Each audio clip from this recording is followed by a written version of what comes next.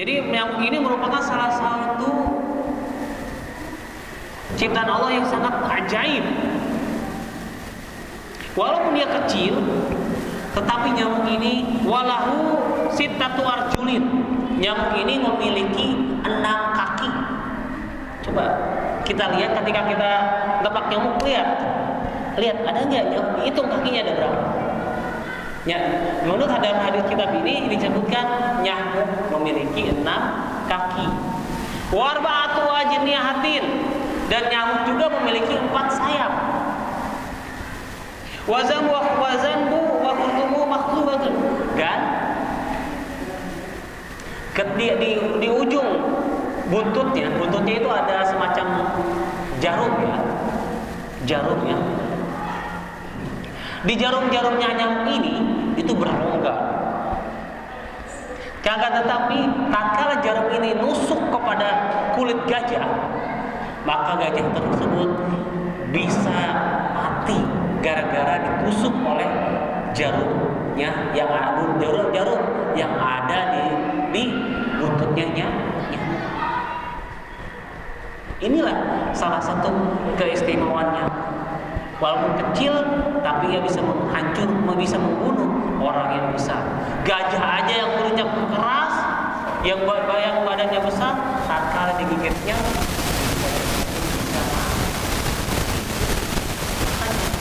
ketika kita, ini apa artinya? Artinya kita jangan menyepelekan sesuatu yang kecil. Belajar di nyamuk ini, kita tidak boleh menyepelekan hal-hal yang kecil, karena kecelakaan kita, jatuhnya suatu bangsa, jatuhnya suatu umat, bahkan jatuhnya orang besar disebabkan hal-hal yang seperti. Mungkin pemilu kemarin mengajarkan kepada kita salah satu paslon yang kalah, mereka menyepelekan hal-hal yang kecil sehingga mereka kalah dalam meraih simpati rakyat, sehingga mereka kalah. Bahkan dalam prediksinya ini akan terjadi 2 putaran. Tapi ketika real di lapangan, ini 1 putaran. Mungkin ketika kedua paslon yang lain menyepelekan sesuatu yang kecil sehingga mereka kalah menarik simpati rakyat. Ini juga jadi pelajaran buat kita. Kalau kita ingin jadi orang besar, mulailah dari hal yang kecil. Dan jangan sepelekan hal-hal yang kecil ini, karena hal yang kecil ini bisa jadi bumerang buat kita. Belajar daripada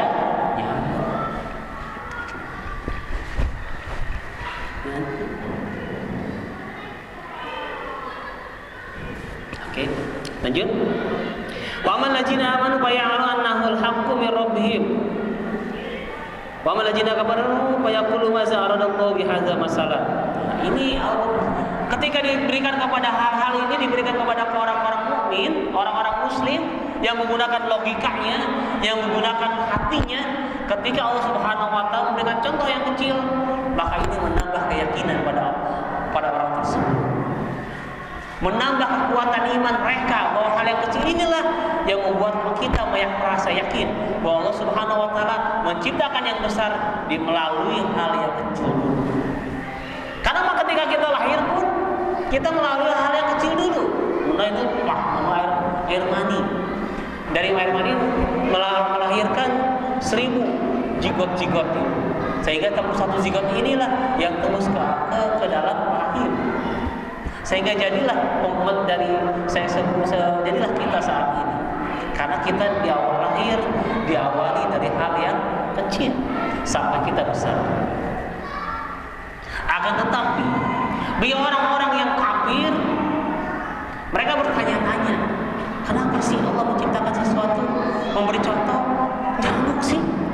Nyamuk kan kecil, gampang untuk dibunuh, gampang untuk dihancurkan. Akan tetapi mereka lupa bahwa hal kecil inilah yang menjadi mereka hancur sehancur-hancur. Bahwa hal kecil inilah yang bisa menyebabkan mereka gagal menuju kesuksesan karena menyepelekan hal kecil ini. Itulah yang harus kita sadari selaku umat Islam. Bahwasanya Allah Subhanahu wa taala menciptakan hal yang kecil kecil ini menjadi cerminan bagi kita bahwa kita tidak boleh menganggap mereka hal yang kecil. Karena untuk menggapai kesuksesan kita harus mulai dengan hal yang kecil terdahulu sebelum menggapai yang besar. Jadi lebih kasiro, wayah dibihi kasiro. Dengan nyamuk, Allah subhanahu wa taala sababiah nyamuk, Allah membuat orang menjadi murtad, menjadi tidak beriman kepada Allah karena menyepelekannya nyamuk. Akan tetapi dengan nyamuk pula Allah subhanahu wa taala memberikan hidayahnya kepada orang-orang yang beriman dengan sababiahnya nyamuk. Wa ma yudilu bihi ilal fasikin, ilal fasikin. Wa ma yudilu bihi, dan orang-orang yang Allah berikan orang-orang yang dia Allah buat mereka ragu dengan Allah, mereka termasuk golongan orang-orang fasik. Jadi orang-orang yang ragu dengan sababiah Allah menciptakan nyamuk ini, maka orang tersebut termasuk golongan orang-orang fasik. Yakinlah Allah subhanahu wa ta'ala menciptakan sesuatu itu pasti ada hikmahnya, walaupun terkadang di luar nalar kita, walaupun itu di luar logika kita. Karena kenapa? Karena keyakinan kita terhadap Allah yang akan membawa kita menjembatani untuk menggapai cinta dari bagi Allah subhanahu wa ta'ala. Bahkan hal kecil inilah yang akan membawa kita menggapai kesuksesan kita, baik sukses di dunia dan sukses di akhirat.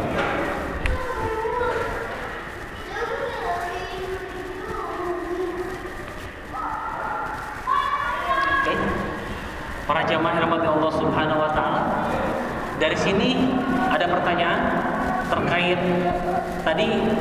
terkait surganya Allah, yang gambaran tentang surga dan gambaran Allah tentang nyamuk. Ada pertanyaan dua ayat ini.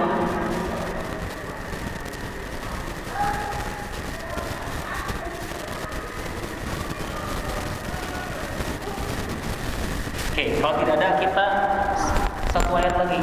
Isa jam berapa Pak Bu? Isa berapa menit lagi?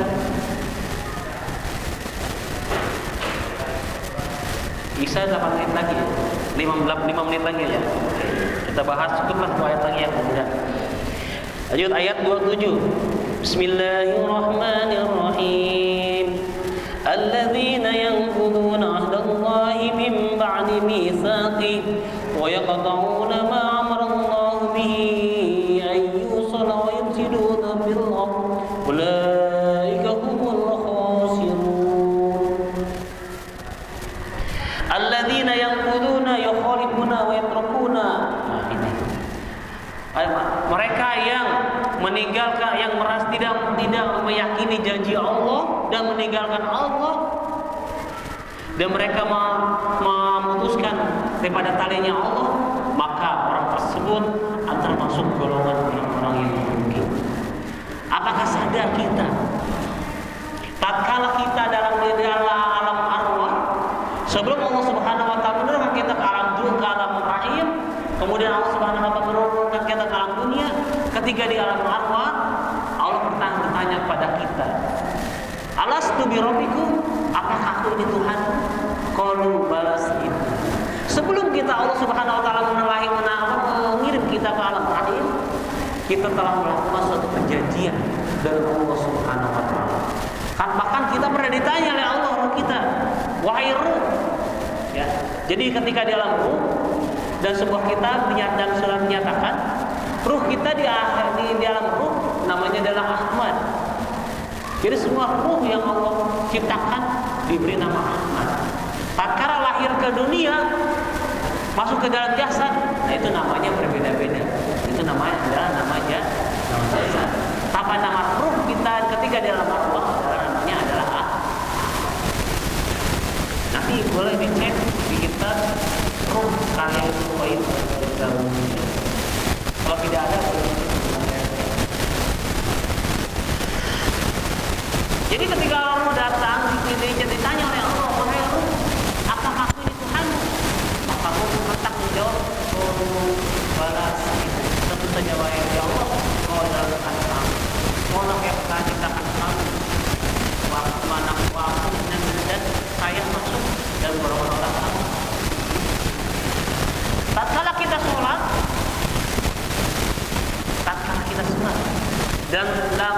dalam ayat kita secara tidak sadar kita telah berjanji kepada Allah. Dan ketika kita sholat, kita telah berjanji kepada Allah, inna sholati, sesungguhnya sholatku, wa nusuki dan hidupku, wa mahyaya wa mati, hidup dan matiku, lillahi rabbil alamin. Itu untuk hanya untuk Allah. Tapi kenapa? Tatkala kita diberi hujan saja, baru mau pergi, misalnya kita mau berangkat kerja. Tatkala ketika mau berangkat, tiba-tiba hujan. Akhirnya kita sadari, ya, secara tidak langsung kita menolak apa yang Allah berikan pada kita. Itu berupa kita menolak rezeki Allah secara tidak langsung. Apa kita sadar? Tatkala kita berucap itu, kemudian kita sadar, segeralah kita mengucapkan istighfar. Karena hal tersebut secara tidak langsung kita menolak rezeki Allah bukan secara tidak langsung. Kalau kita sadar, segeralah kita istighfar bahwa kita tidak menolak keputusan Allah. Kalau kita tidak istighfar, tidak sadar-sadar juga, maka secara tidak langsung kita lakukan. Karena kita mengingkari apa yang Allah berikan kepada kita. Dan kalau kita mengingkari apa yang Allah berikan kepada kita, maka kita termasuk golongan orang-orang yang buruk. Jadi apa artinya ibadah kita dari kecil sampai saat ini? Sababiah kita menolak hujan tersebut, bilang kata ya hujan saja bisa rontok. Bisa rontok ibadah kita cuma kata-kata ya hujan. Jadi kita harus belajar menerima apapun ketentuan Allah Subhanahu wa taala. Walaupun itu sulit. Karena itu adalah perintah Rasulullah Allah Subhanahu wa taala agar kita mematuhi, menerima yang Allah berikan kepada kita. Jadi kalau kita hitung nikmat Allah, la tahsuha, tidak akan terhitung. Dari udara, dari oksigen aja. Oksigen, dan kalau kita sesak napas, kita diberikan tabung oksigen. 1 kilogram oksigen itu, 1 tabung itu berapa duit isinya? Berapa duit harganya? Oksigen paling maksimal 5 kilogram. 1 kilogram berapa duit? Coba kita hitung berapa kilogram oksigen yang kita hirup sehari selama 1 hari itu mahal. Tidak terhitung. Kita baru sadar, baru tahu ternyata oksigen itu mahal tatkala kita sudah sesak napas. Baru kita kasih tahu oksigen. Oh iya, ternyata oksigen itu mahal. Tapi kenapa kita sering melupakan napas ini? Melupakan oksigen, nikmat Allah berupa oksigen. Jadi sekali kasih hujan sedikit kita kembali sekian. Secara tidak langsung kita telah melupakan tatkala kita mengucapkan tapi muatan skala kecil. Makanya tatkala kita mengucapkan itu kembali bersalat. Jangan kembali. Allah kuasa. Hati-hati tatkala kita bicara. Karena kadang-kadang apa yang kita bicarakan itu jadi doa. Para jemaah rahmat Allah Subhanahu wa taala. Mungkin cukup sekian karena Isa bentar lagi. Mungkin sekian pengajian dari saya. Mungkin benarnya datangnya dari Allah Subhanahu wa taala. Salahnya datang dari saya selaku pribadi manusia yang tidak lepas daripada salah dan dosa. Saya mohon maaf atas segala ucapan yang saya lakukan. Saya ucapkan baik sengaja atau tidak sengaja. Semoga Allah Subhanahu